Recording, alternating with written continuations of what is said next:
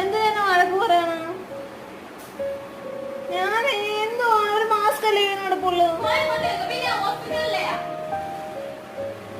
നീ എല്ലാ ദിവസവും എന്നെ ഇങ്ങനെ കശാപ്പ് ചെയ്യാതെ ഒരു മനസ്സമാധാനം താടി എനിക്ക്. എനിക്ക് അറിവില്ലാത്ത കുട്ടിയല്ലേടി.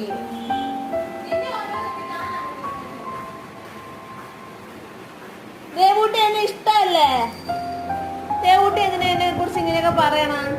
പറ ദേവൂട്ടി.